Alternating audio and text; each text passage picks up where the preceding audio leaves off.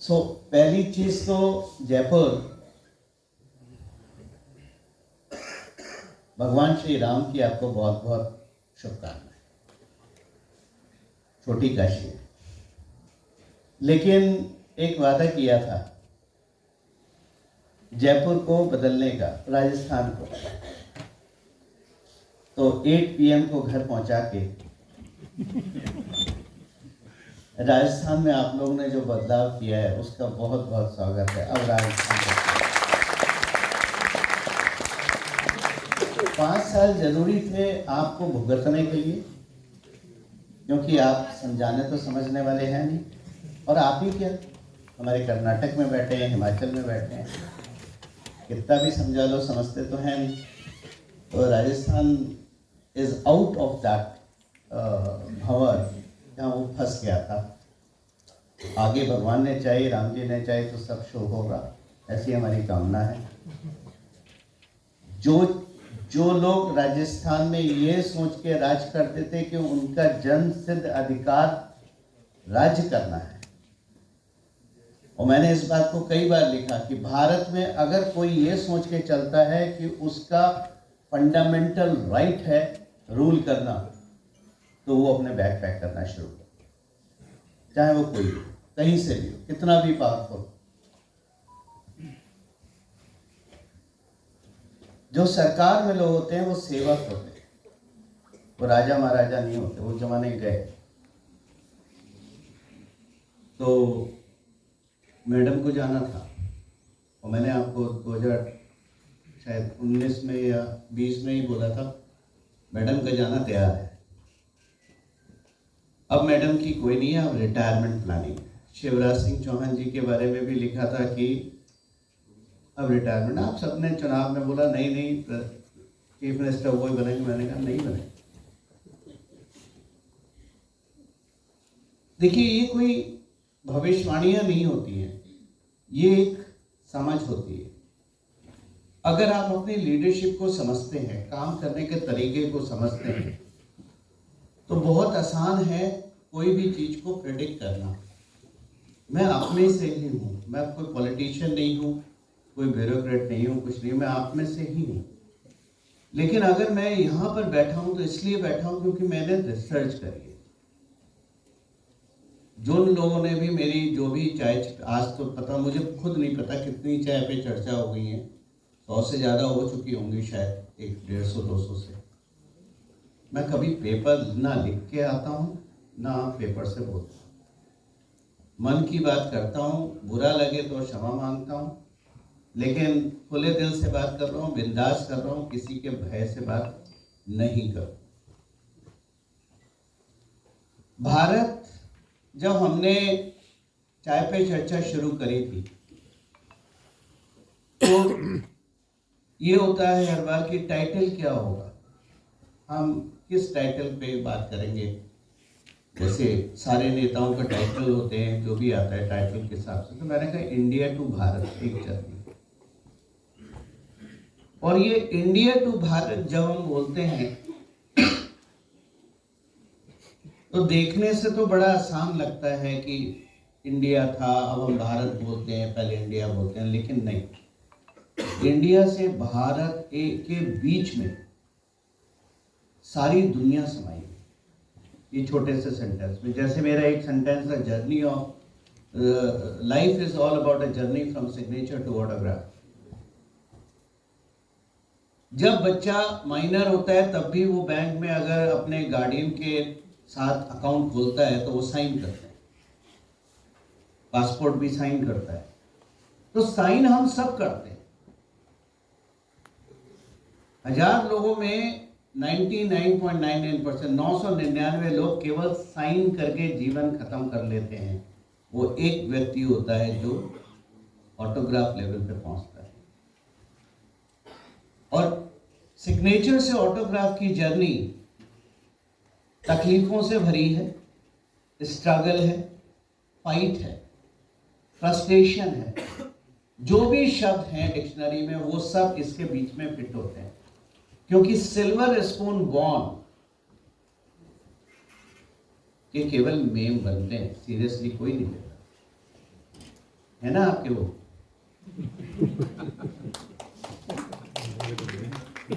आजकल स्टोव में चूल्हा जल रहा है, कोयला।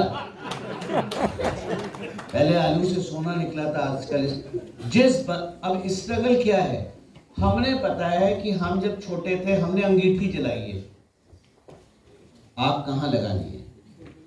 हम छोटे थे पंप में स्टोव जलाते थे, और आज की युवा जनता को तो पता नहीं होगा, एक पिन आती थी बिल्कुल हेयरलाइन वाली, उससे स्टोव का बर्नर साफ करते थे पिन लगा के, और माता जी ने ये सिखाया था इसमें ब्लू फ्लेम आनी चाहिए।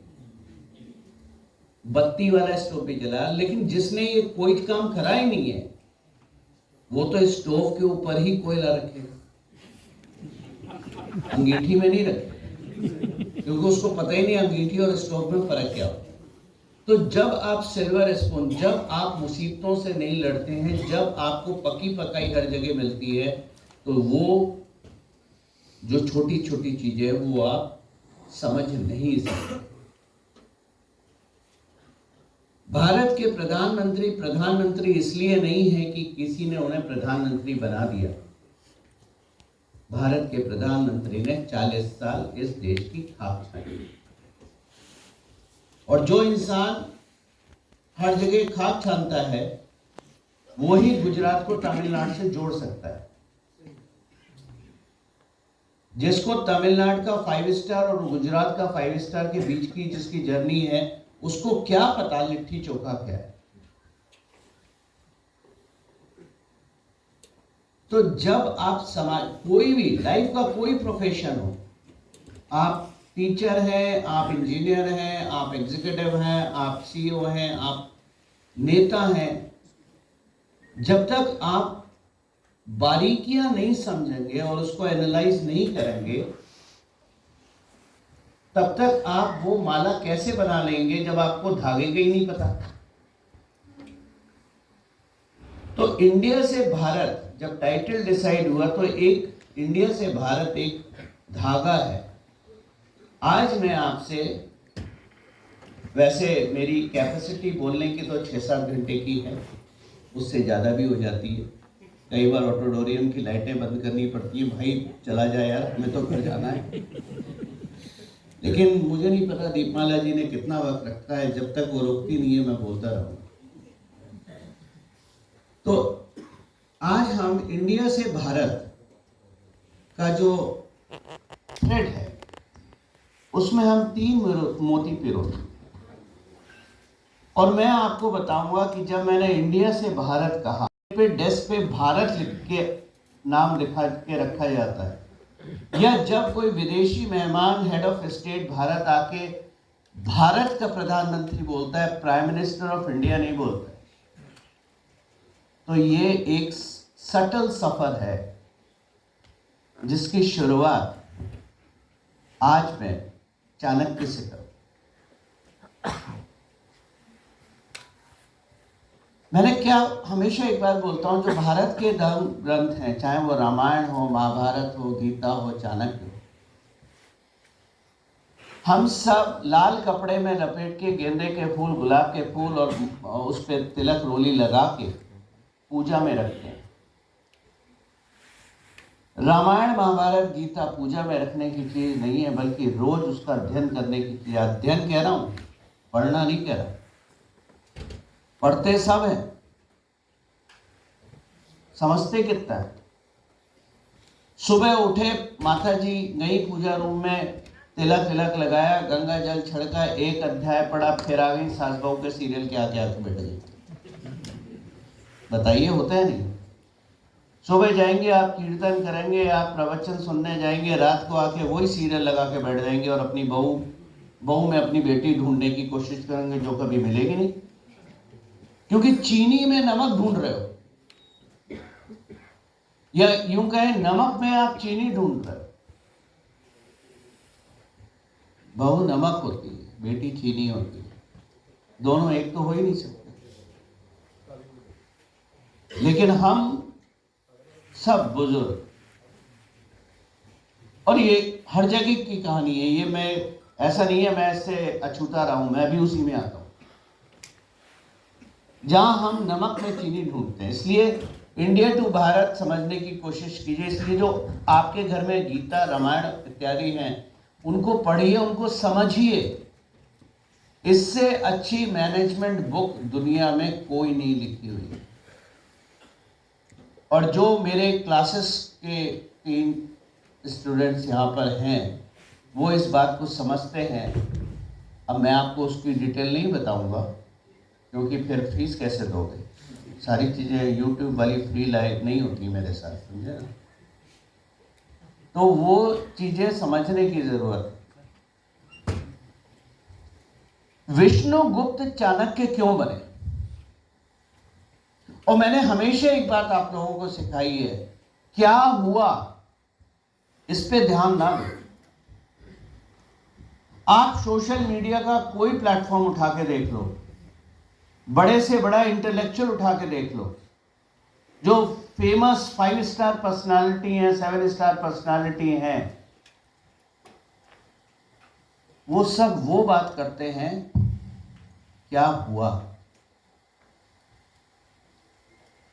कोई ये बात नहीं करता है अगर ऐसा ना होता तो क्या होता।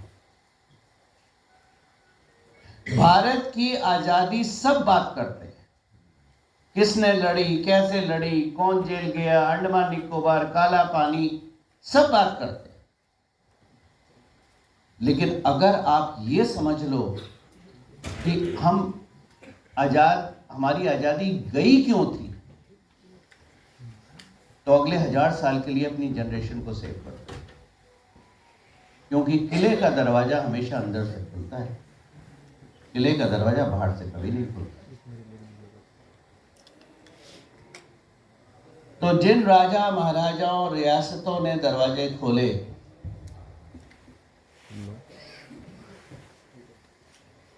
वो दरवाजे ऐसे खोले कि बाहर वाला अंदर आया। आजादी लड़ना एक चीज है, हमेशा लाइफ में भी, कोई भी आपके प्रोफेशनल लाइफ में कोई इश्यू हो, ये हुआ वो वहां मत जाओ। अगर ये जानना है कि हम इसको प्रिवेंट कैसे करते हैं और लॉन्ग टर्म वो गलती ना रिपीट करें, तो हम ये सोचे अगर ऐसा ना होता तो क्या हो, या हम इसे कैसे प्रिवेंट कर सकते। मैं इसीलिए बोलता हूं, बच्चों को ये मत सिखाओ कि आजादी कैसे मिली, बच्चों को ये सिखाओ आजादी गई कैसे। क्योंकि सनातन संस्कृति कोई 1000, 2000, 5000, 10,000 साल पुरानी नहीं है। क्योंकि अगर एक बार वो समझ में आ गया तो सेक्युलरिज्म निकालने की जरूरत नहीं है, वो अपने आप निकल जाए। चाणक्य जब नंद वंश था तो नंद वंश ने चाणक्य की बहुत बेइज्जती करी गई, दरबार से भी निकाला गया, इंसल्ट करी गई थी, उनके ज्ञान की इंसल्ट करी गई थी, जो अर्थशास्त्र में सबसे ऊपर थे, साइंस में भी थे, पॉलिटिकल साइंस में, राजऋषि। और उनको दरबार से नंद वंश से निकाला। तब उन्होंने कसम खाई थी कि नंद वंश का मैं विनाश करूंगा। और उन्होंने एक चंद्रगुप्त मौर्य, जो कि संत सोच का था, उसको ट्रेन करना शुरू करा कि वो आगे जाके मौर्य एम्पायर एस्टैब्लिश करे और नंद वंश के अंत, नंद वंश के साथ ग्रीक एम्पायर का भी अंत, और संपूर्ण भारतीय संस्कृति में रचा बसा चंद्रगुप्त मौर्य खड़ा और अपना राज्य का विस्तार किया। अब आप यहां सोचिए, अगर उसकी इंसल्ट ना होती तो मौर्य समाज ना होता। करेक्ट। अब आप आ जाइए 1800 में, 1900 में, तो एक आपके चाणक्य थे, विष्णुगुप्त, जो गुरु थे, और उनके शिष्य बनाए उन्होंने चंद्रगुप्त मौर्य। बाकी तो गूगल पे बहुत कुछ है, आप पढ़ सकते हैं। इतना वो तुम लोग के पास नहीं होगा कि पूरी व्याख्या करी जाए। बट मैंने आपको चाणक्य और चंद्रगुप्त मौर्य का क्रक्स बताया है, जो रूट कॉज है। अब आप जब 1900 में आते हैं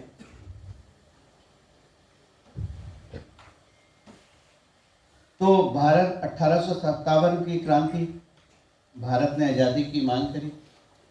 मंगल पांडे पहली मांग की। मांग क्या थी? मांग ये थी कि बंदूक में जो कारतूस सुअर की इंस्टेंटाइन के स्किन की लगाई जाती थी वो उचित नहीं थी, वो हटाओ। अंग्रेजों ने हिंदुओं को और मुसलमानों को दोनों को इंसल्ट करने के लिए सुअर की चर्बी की गोली बनाई। नहीं बनाते तो 1857 नहीं होता, लेकिन हुआ। अब अंग्रेज परेशान कि इसको कंट्रोल कैसे करें, तो उन्होंने एक गुजराती व्यक्ति को ढूंढा जो साउथ अफ्रीका गया था। किसी गुजराती व्यापारी का केस लड़ने। अभी तक मेरी समझ में नहीं आया 25 साल का लड़का क्या केस लड़ रहा था।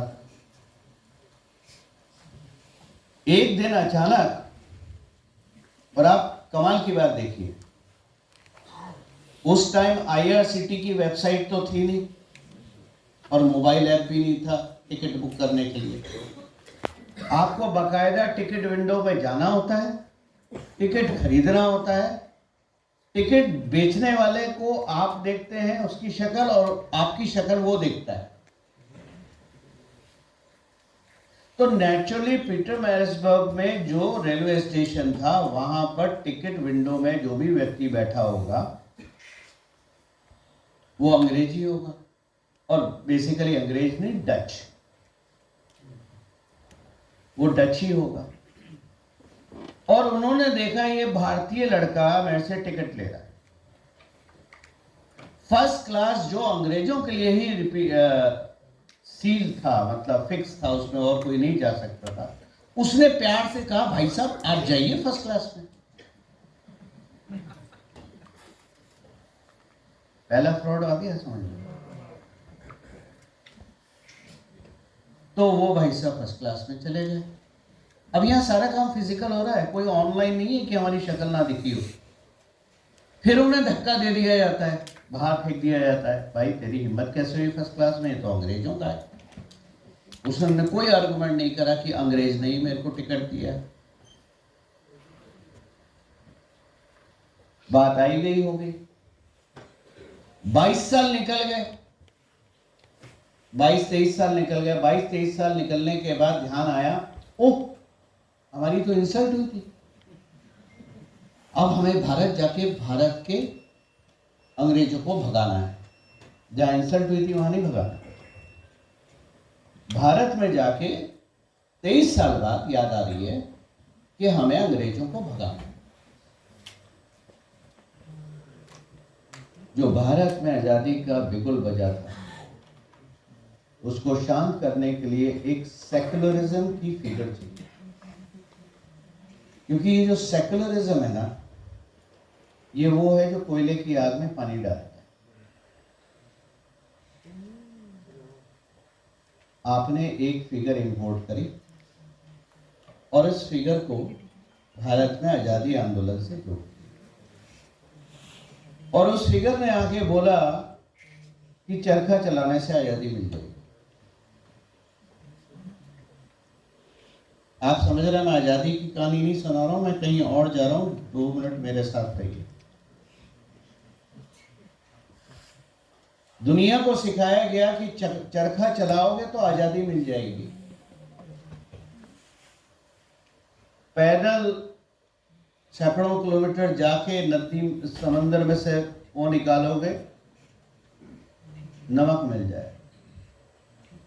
आप में से जो पुराने लोग हैं, जो वरिष्ठ लोग हैं, आप जानते होंगे जब हम लोग छोटे थे बचपन में, आप भी जब बचपन में होंगे, तो हमारे पिताजी रॉक सॉल्ट लाते थे।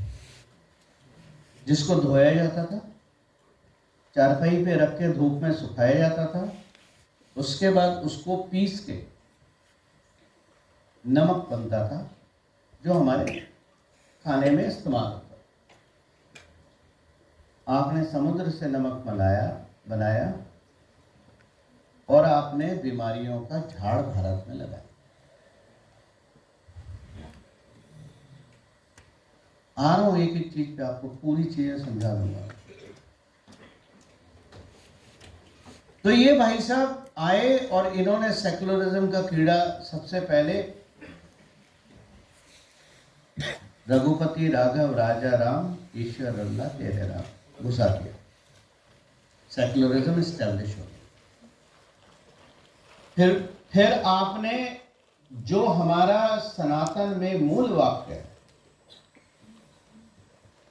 अहिंसा परमो धर्म धर्म हिंसा तदैव च, आपने लास्ट लाइन खा गए, पहली लाइन को प्रमोट कर दिया, अहिंसा परमो धर्म। अब अल्लाह जी को वहां घुसाया और उसके बाद आपने ये सुनाया, आपने सेकुलरिज्म एस्टैब्लिश करना शुरू कर दिया।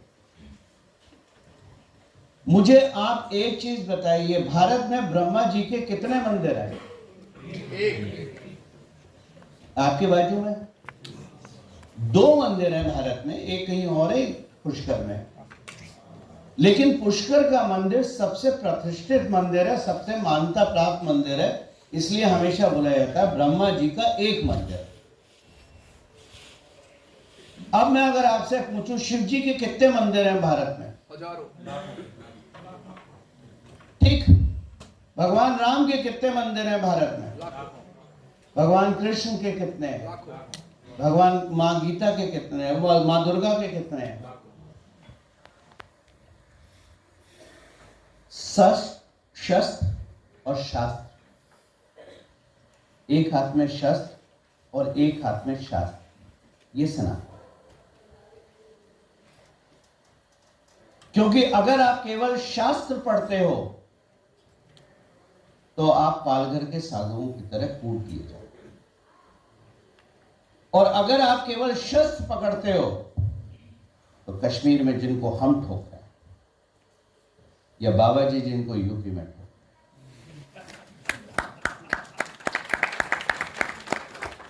या जिन्हें अभी हमने मुंबई में ठोका है, आने वाले वक्त में राजस्थान में भी ठोकेंगे। बुलडोजर आ रहा है, थोड़ा हल्का चलता है। तो शस्त्र और शास्त्र,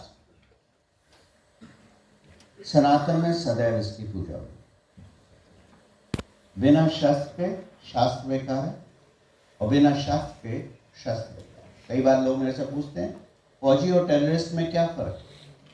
तो हम फौज में एक शब्द इस्तेमाल करते हैं, we know when to cancel the shot, यानी हमारी उंगली टिगर पे है, हमें मारना है। लेकिन शास्त्र और ट्रेनिंग, शास्त्र मतलब जो हमारी ट्रेनिंग रही है, वो हमें यह सिखाती है कि हमें टिगर से उंगली कब हटा लें। सीआरपीएफ के इंस्पेक्टर साहब यहां बैठे हैं, सही बोला गलत बोला?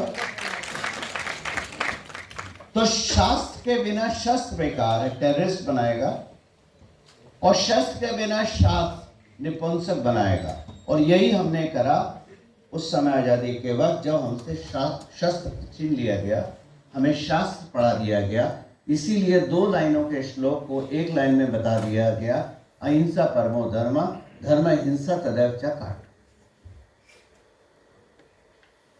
लेकिन एक व्यक्ति था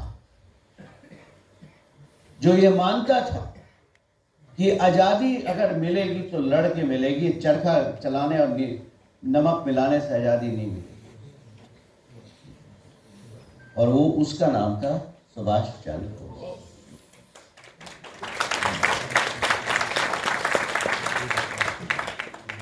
सुभाष चंद्र बोस ने गांधी को बहुत समझाने की कोशिश करी, लेकिन देखिए आपका ब्रिटिश हमेशा से राज कर रहा है भारत, और मैं भी आपको 2014 तक लेके आ रहा हूं।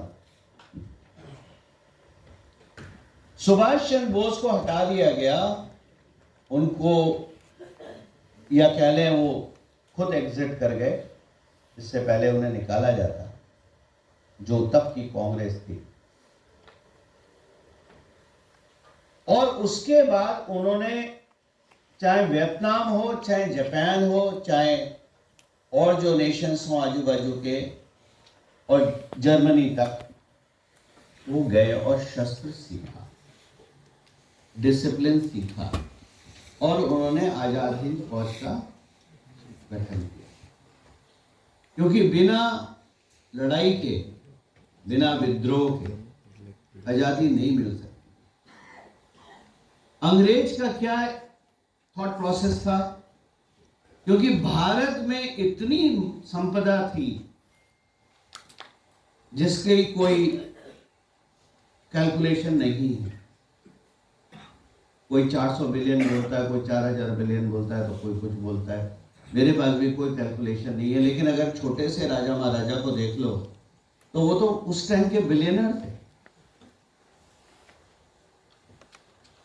तो आपने उनको हटाया ताकि आपका जो सेकुलरिज्म का कीड़ा, जो भारत के सनातन समाज को नपुंसक बनाने की दवाई दी जा रही थी,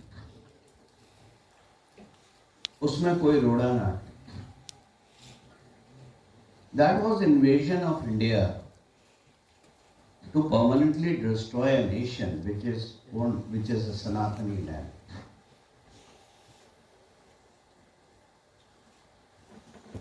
तो सुभाष चंद्र बोस बाहर निकले। 1943 में सुभाष चंद्र बोस ने, नेताजी ने अंडमान निकोबार में भारत की आजादी का ऐलान किया। And he formed his ministers and he was a prime minister in exile, जिसको गांधी जी ने तोड़ दिया। हम नहीं मानते। मतलब इससे ज्यादा मजाक इतिहास की क्या हो सकती है कि एक साधारण सेनानी ने डिक्लेयर कर दिया भारत आजाद है, अंग्रेज उससे डर रहे हैं, अंग्रेज जा रहे हैं, और वो कह रहे हैं ना ना ना भाई, तुमने बंदूक इस्तेमाल करी इसलिए हम आजादी नहीं मानते, हम तो अभी चरखा और चलाएंगे और हमें आजादी चरखी से निकलेगी।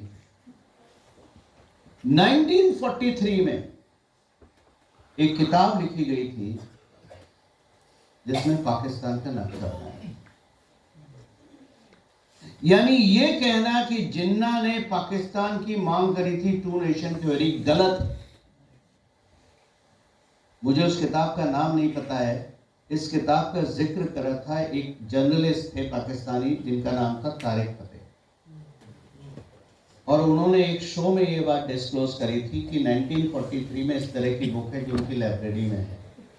मैंने उनको मैसेज करा, मैंने कहा सर कृपया उस बुक का कवर दिखा दीजिए या नाम बता दीजिए और वो चैप्टर दिखा दीजिए ताकि हम उसको रिक्रिएट कर सकें। इससे पहले बात आगे बढ़ती, बात चली रही थी तब तक वो, और मुझे नहीं पता बुक तक है। फिलहाल कई सोर्सेज से, जो मेरे अपने सोर्सेज हैं, 1943 में ये बात डिसाइड हो गई थी कि पाकिस्तान बनेगा। तो टू नेशन थ्योरी बकवास है। आऊंगा मैं क्यों बनेगा। फिर आई बात 1946, जब सुभाष चंद्र बोस की सेना, जिसमें सारे नेवी और फौज और पुलिस के लोग इन्फ्लुएंस थे, क्योंकि अंग्रेज तो मास्टर थे, सेनानी तो भारतीय ही थे ना। बंदूक पे जो टिगर पे उंगली थी वो तो भारतीयों की थी, बंदूकें उन्होंने भेजी थी, टिगर पे उंगली हमारी थी। तो ब्रिटिश नेवी, जो कि भारतीय नौसेना, उसमें विद्रोह हुआ,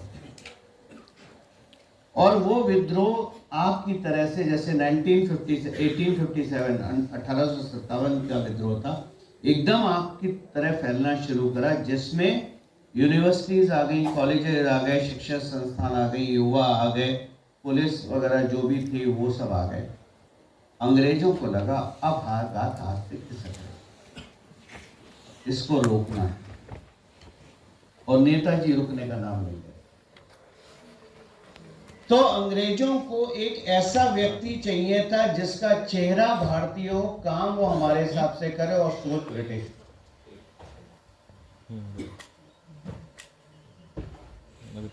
वो चेहरा निकल के आया गुलाबी चाचा। और गुलाबी चाचा जो एक नंबर के अय्याश थे, समझ क्षमा करें शब्दों पे, पर मैं अपनी वाणी पे विराम नहीं लगाऊंगा। अय्याश थे मतलब थे। 1946 सितंबर शायद 16 या 21 भारत के प्रधानमंत्री बना गया। सितंबर 1946 में गुलाबी चाचा को भारत का प्रधानमंत्री बना दिया, इंटरिम प्राइम मिनिस्टर बना दिया गया।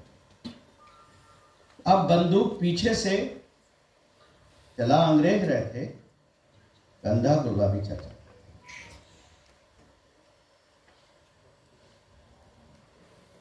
अब आप मुझे एक बात बताइए, जब 1946 में इंटरिम प्राइम मिनिस्टर बना दिया गया, तो जो असेंबली की वोटिंग हुई थी, जिसमें सरदार पटेल को 14 और गुलाबी चाचा को 2 वोट मिले थे, वो तो स्टेज ड्रामा थी नहीं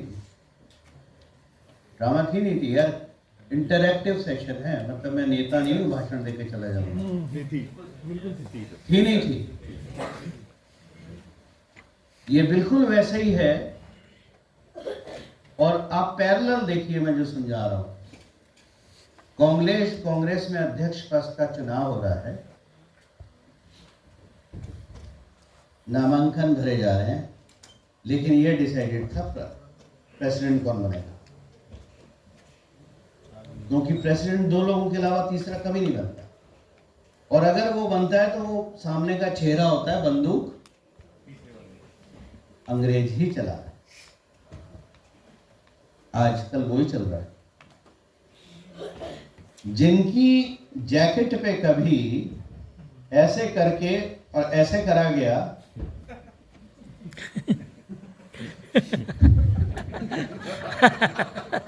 वो प्रेसिडेंट है।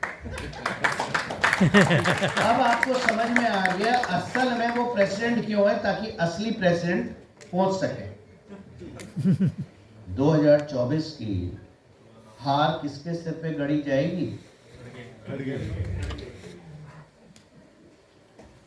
तो भारत असल आजाद 1943 में हुआ, मतलब declaration of independence, and our first prime minister was Netaji Subhash Chandra Bose. Jawaharlal Nehru ने अंग्रेजों को बताया कि ये अगेंस्ट द ब्रिटिश है, वायलेशन है, और हम वचन देते हैं कि अगर सुभाष चंद्र बोस को हम आप पकड़ लेंगे तो हम आपके सुपुर्द कर देंगे, इसे वॉक किया।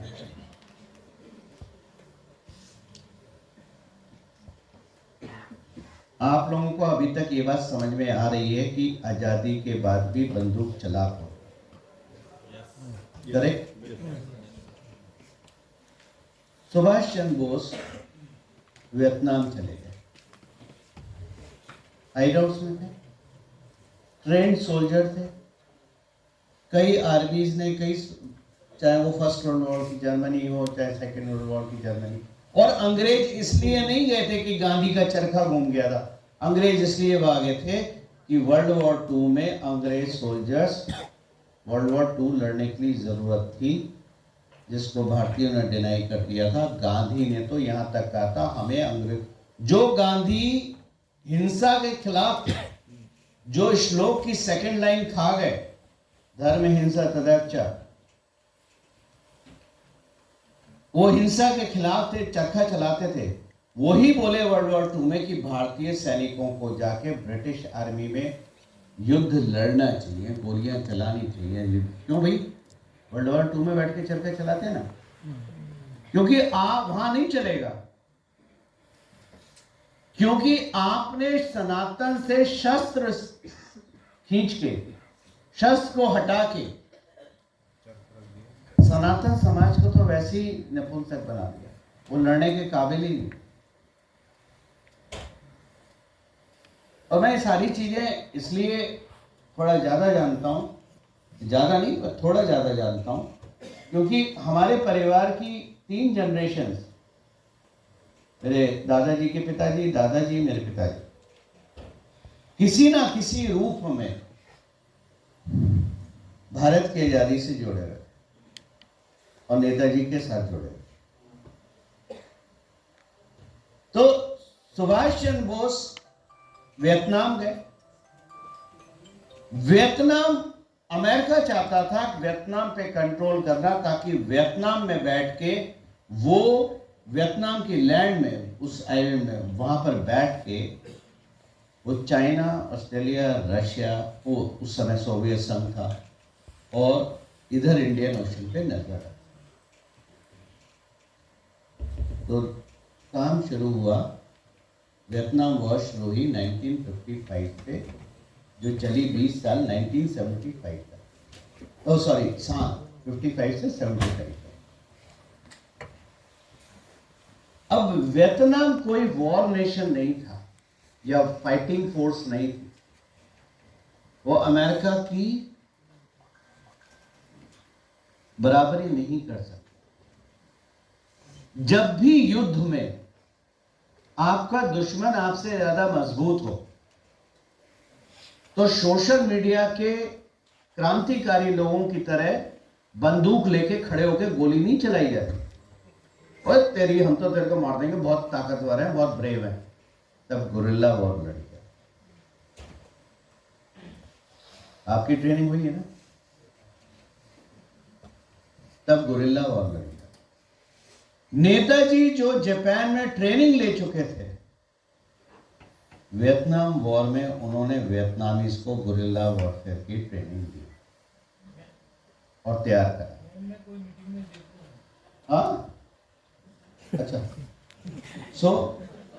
उन्होंने वियतनाम में गुरिल्ला ट्रेनिंग करी, और उसका नतीजा ये हुआ कि अमेरिका 20 साल लगाने के बाद भी वियतनाम वॉर जीत नहीं पाए। तो अमेरिका को जब उन्हें लग गया कि अब लड़ाई खिंच रही है, हम जीत नहीं सकते, लेकिन इस जगह हमें अपनी प्रभुसत्ता स्थापित करनी है, क्योंकि दुनिया के इस पार्ट को हमें अपनी नजर में रखना है, तब उन्होंने एक आइलैंड उठाई जो भारत के सदर्न टिप से लगभग 2000 किलोमीटर साउथ में है, जिसका नाम है डिएगो गार्सिया। और डिएगो गार्सिया की जो आदिवासी समाज था, उस सबको वहां से भगा दिया गया या मार दिया गया, और आज वो आइलैंड पूर्ण रूप से अमेरिकन फोर्सेस के अंडर में है, जहां रनवे है, स्ट्रिप्स है। साइड नोट अगर मैं बोलूं, MH370 को वहां उतारा गया था, सबको मारा गया था, शीशे तोड़े गए थे प्लेन के, खिड़कियां निकाल दी गई थी, दरवाजे निकाले थे। उसके बाद उसको उड़ा के वापस मैरिना ट्रंच में बोया गया, क्योंकि वो जगह 11.8 किलोमीटर की डेप्थ, और अभी तक साइंटिफिक इतना इनोवेशन नहीं हुआ है कि 11.8 किलोमीटर की डेप्थ पे कोई वेसल जा सके। वो इतना पिच डार्क है एरिया, ब्लैक होल की तरह इतना डार्क एरिया है कि वहाँ लाइट अगर आप लगा के भी कोई वेसल, रोबोटिक वेसल भेज भी दो, तो वो लाइट निकलती ही नहीं, दिखेगा। खैर, तो अमेरिका वियतनाम से भागा। 1955 में जब वियतनाम वॉर शुरू हुई और नेताजी ने सबको ट्रेन कर दिया, तब वो आए भारत, क्योंकि भारत को सेव करना उनकी सबसे बड़ी प्राथमिकता थी। अब आप यहाँ पर ये बात समझ गए होंगे कि मैंने चाणक्य का नाम क्यों लिया। चाणक्य ने क्या करा था? रेजिम चेंज करी थी। सनातन संस्कृति की ग्रीक ना बने नंद वंश में, नंद किंगडम में, तो उन्होंने उनको भगाने के लिए, हटाने के लिए चंद्रगुप्त मौर्य को ट्रेन करा। अब बोस भारत, लेकिन भारत में आजादी होने के बाद भी जो रूल था वो अभी भी अंग्रेजों के हाथ। और वो कमिटमेंट जो फॉर्मल ऑफिशियल कमिटमेंट था, that we will hand over Subhash Chandra Bose to you, was standing good and fine. 1955 में जब सुभाष चंद्र बोस वापस आ गए तो अब उनका मिशन था, देखो सोल्जर वो नहीं होता है जो केवल बंदूक चलाए, सोल्जर वो भी होता है जो स्ट्रेटेजी बनाता है। तो ये कहना कि कोई इंसान आइसोलेशन में रह रहा है या आम आदमी है या नॉर्मल पर्सन है, अरे ये थोड़ी ना सोल्जर है।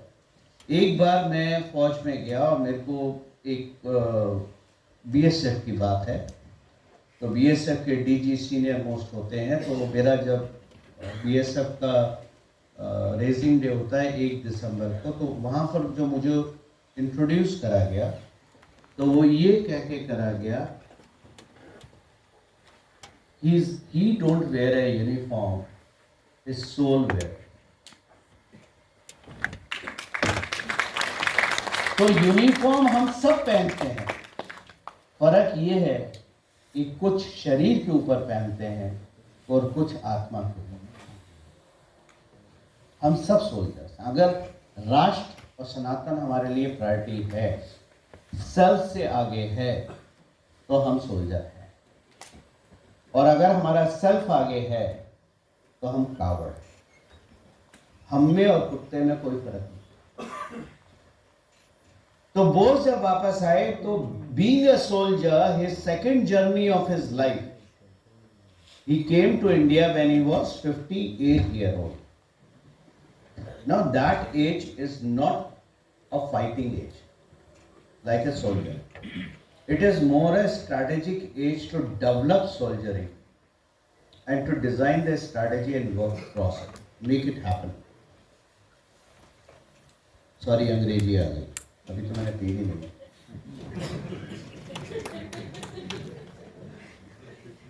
तो सबसे पहली मीटिंग उनकी हुई, पहले काफी टाइम रहा, घूमे 10 साल 15 साल,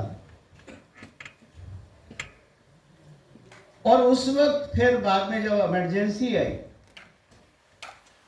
तो इमरजेंसी में एक छिपा हुआ चेहरा उभरना शुरू हुआ जिसकी संगठनात्मक सामर्थ्य बहुत ज्यादा थी, कोवर्ट ऑपरेशन में बहुत अच्छा था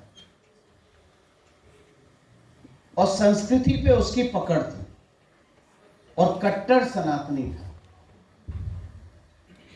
उस व्यक्ति का नाम था नरेंद्र दामोदर दास मोदी।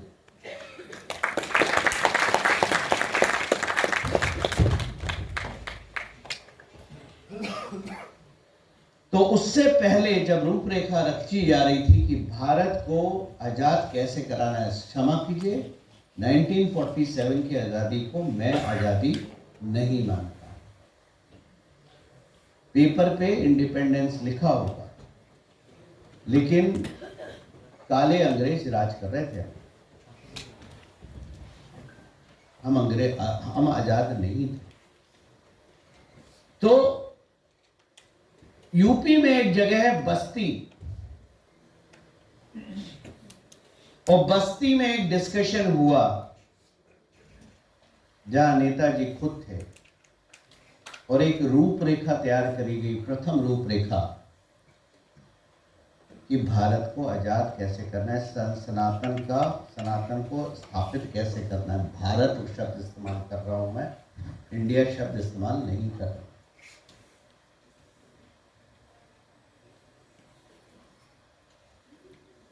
उस रूपरेखा में सबसे सर्वप्रथम यह था कि कांग्रेस का विनाश जरूरी है, और जब तक कांग्रेस का अंत नहीं होगा तब तक भारत आजाद नहीं हो। थोड़ा सा यहां से पीछे जाते हैं, एक चीज मैं बताना भूल गया। 1947 में जब अंग्रेजों के द्वारा अंग्रेजों के नुमाइंदे को भारत की आजादी दी गई, तो एक शख्स खड़ा हुआ, जिन्ना, जिन्होंने कहा कि ईस्ट पाकिस्तान और वेस्ट पाकिस्तान गरीब मुल्क हैं, हवाई जहाज हम अफोर्ड कर नहीं सकते और शिप्स हमारे पास है नहीं, तो वेस्ट से ईस्ट जाने के लिए हमें भारत में से एक रास्ता दे दिया जाए। और वो रास्ता आइडेंटिफाई हुआ जिसको हम बोलते हैं grand trunk road, GT road, और जिसका आज के समय में अगर देखा जाए तो वो है NH1 NH2 कंबाइन। हाँ, मतलब दिल्ली टू कोलकाता नहीं, लाहौर से आ रही। जिन्ना ने कहा हमें 25 किलोमीटर चौड़ा रास्ता वेस्ट से ईस्ट के बीच में दे दिया जाए तो गरीबों का उत्थान हो जाएगा।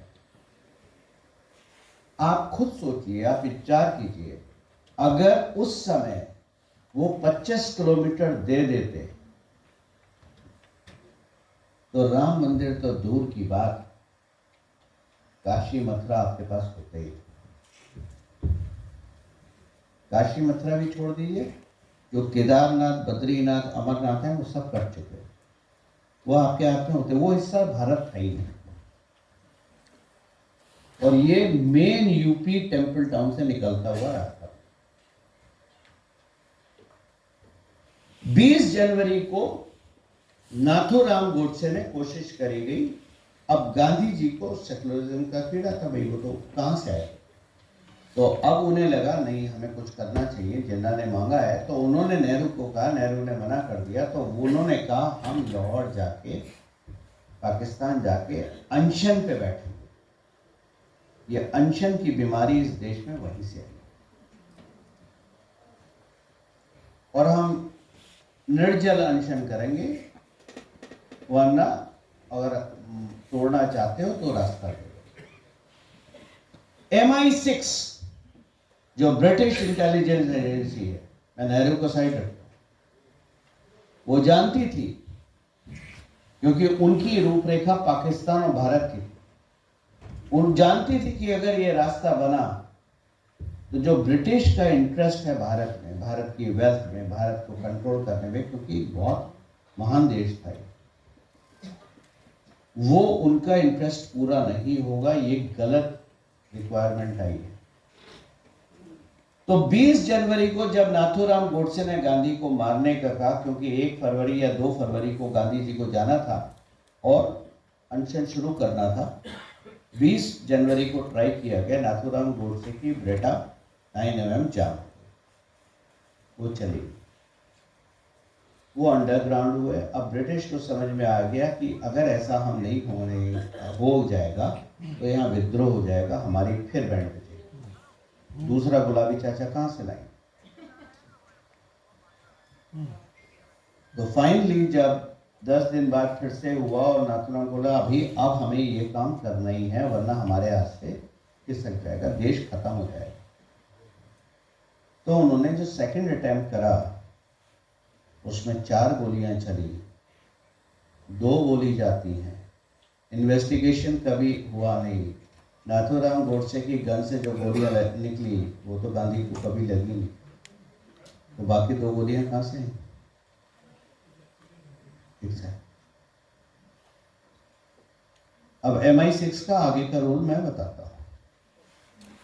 तो नेताजी जब बस्ती में मिले और डिस्कशन हुआ तो भारत की रूपरेखा तैयार हुई। भारत की रूपरेखा तैयार होने में हुआ कि अगर भारत को एक रखना है, सनातन को रखना है, तो हमें पहली चीज एक ऐसी फिगर चाहिए एस्टैब्लिश करने के लिए जो पूर्ण रूप से भारतीय हो, जो कश्मीर से लेके कन्याकुमारी तक और अरुणाचल से लेके गुजरात तक, महाराष्ट्र तक एक सब मांगते हैं। उस फिगर का नाम था भगवान श्री राम। 2 मिनट के लिए आप विचार कीजिए, 2 मिनट के लिए विचार कीजिए मेरे साथ। अगर मथुरा का मंदिर पहले बनता, मान लीजिए, या काशी पहले बनता, तो भारत में उसका कितना असर होता? भाई काशी बना, उत्तराखंड खुश, यूपी खुश, लेट्स से बिहार खुश, लेट्स से सम महाराष्ट्र खुश, तेलंगाना, केरल, वेस्ट बंगाल। माता दुर्गा का अगर मंदिर होता तो वेस्ट बंगाल बहुत खुश, जम्मू बहुत खुश, दिल्ली वाले तो कहीं भी चले जाते हैं बहुत खुश। केरल में क्या होता, तेलंगाना में क्या होता, महाराष्ट्र में क्या होता? अगर हम गणेश जी का करते फिगर तो महाराष्ट्र उछलता, बाकी देश तो अरुणाचल तो शांत रहता।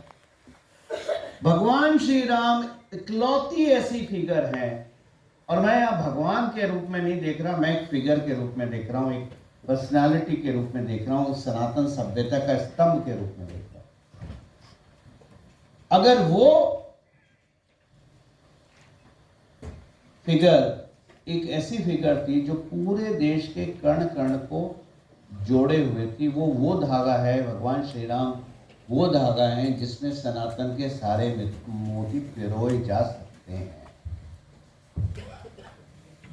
तो 1977 में जब इमरजेंसी हटी, तब उदय हुआ नरेंद्र दामोदर दास। जिस तरह की उनकी भूमिका रही इमरजेंसी के वक्त, और जहां तक मुझे लगता है कि उस बस्ती की मीटिंग में ये कमान सौंपी गई नरेंद्र मोदी।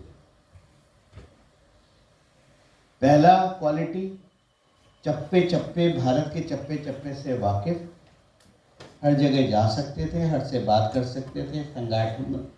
संगठनात्मक शक्ति जो होती है, जो विचारधारा होती है, जो स्किल होती है, वो संघ की वजह से उनमें फूट फूट के आ गई। ऋषि रहे, अध्यात्म वहां से आया। एक संपूर्ण मानव जो होता है, जो फिगर सुभाष चंद्र बोस देख रहे थे कैसे युवा में जो ये कार्य कर सके, वो युवा निकला नरेंद्र दामोदर।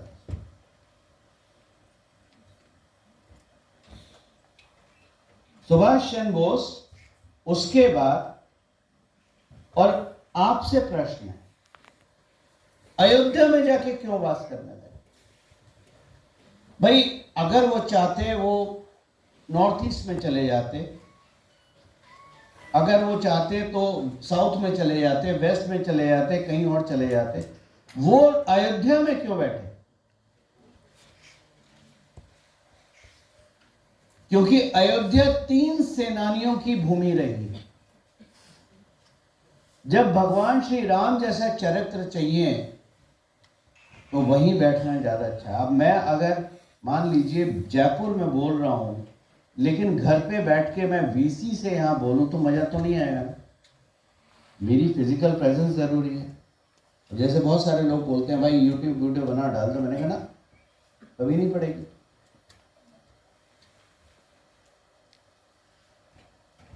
तो अयोध्या गए। अब अयोध्या में 3 सेनानी, जो मैं मेरी सोच डिस्क्राइब करता हूं, मैं थोपना नहीं चाहता, आप विचार कीजिए, आप मानिए ना मानिए। भगवान श्री राम धर्म के प्रतीक है।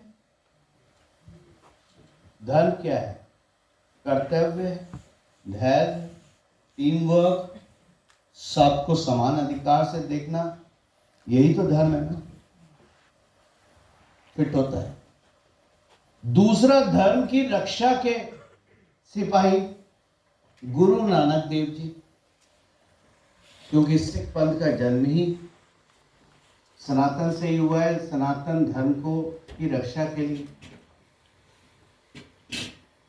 और धर्म की स्थापना भारत में है, तो उसके लिए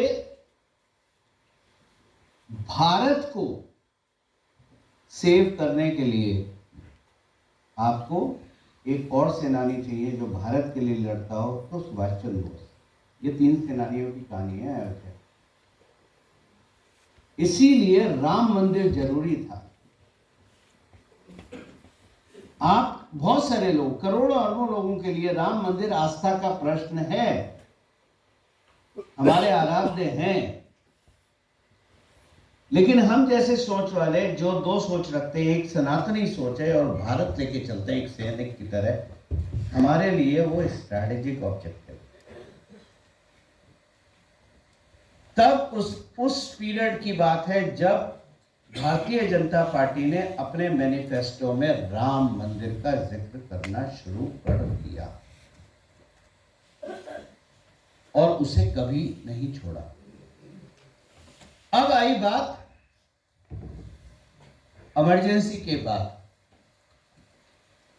मैं डेट्स पे नहीं जा रहा, मैं जस्ट कंसेप्ट बता रहा हूं, डेट्स आप लोग को देखिए। मोरारजी देसाई जो गुजरात से आते थे और इंदिरा गांधी में झड़प, डिफरेंसेस आए, पावर को कौन कंट्रोल करे। इंदिरा गांधी जीत गई, हथकंडे जैसे भी अपनाए, और मोरारजी देसाई गुजरात। संघ ने एकजुट करने के लिए रिस्पॉन्सिबिलिटी दी नरेंद्र मोदी को कि अब हमें गुजरात में कांग्रेस सरकार के अगेंस्ट भाजपा की सरकार खड़ी करनी है। अब सरकार खड़ी करनी है का मतलब अरविंद केजरीवाल तो है नहीं, क्योंकि युवाओं को सबसे अच्छा मूर्ख अरविंद केजरीवाल बनाता है, राहुल गांधी भी नहीं बनाता। वो पता नहीं कौन सी स्किल है उसके अंदर, सब बन जाते हैं। नरेंद्र मोदी गुजरात की जब रिस्पॉन्सिबिलिटी दी गई तो उन्हें पता था अगर सस्टेनेबल गवर्नमेंट बनानी है, लॉन्ग रन के लिए सरकार बनानी है, अगले 50-100 साल की अगर हम बात कर रहे हैं, तो संगठन पंचायत से मजबूत होना शुरू होना चाहिए, ऊपर से नहीं। अंगीठी में आग जब नीचे लगाते हो तभी कोयला जलता है, स्टोव के ऊपर कोयला रखने से कोयला नहीं जलता। यही फर्क होता है जब सिल्वर स्पून बॉर्न हो और जब आपने एड़ियां घिसी हो फील्ड में। तो नरेंद्र मोदी जी पंचायत में लगे, रिजाउंडिंग विक्ट्री। उसके बाद जो और उसके मेयर वगैरह के चुनाव में और जो हिरार्किकल एक एक करके ऊपर चलते चले गए और अल्टीमेटली सरकार बनी, भाजपा के एमएलए जीत गए, जिसमें 2 पक्ष थे। क्योंकि जब पंचायत से ऊपर जा रहे थे तो शंकर सिंह वाघेला ने मान लिया था कि गुजरात का चीफ मिनिस्टर केवल मैं ही बन सकता। जब सरकार बनी तो चीफ मिनिस्टर बनाया गया केशु भाई पटेल। केशु भाई पटेल अच्छी सरकार चला रहे थे, समझदार थे। वो 26 दिन के लिए विदेश गए और वो मानते थे कि गुजरात को डेवलप करना मतलब पहला लॉ एंड ऑर्डर, क्योंकि गुजरात एक वो स्टेट था जहां हर हफ्ते दंगे होते थे कहीं ना कहीं। गुजरात एक ऐसा स्टेट था 2002 से पहले जहां हर महीने या कहें हर 15 दिन में गुजरात के किसी कोने में हिंदू मुस्लिम का दंगा तो होना है। अगर वो नहीं हुआ तो मतलब कुछ गड़बड़ है।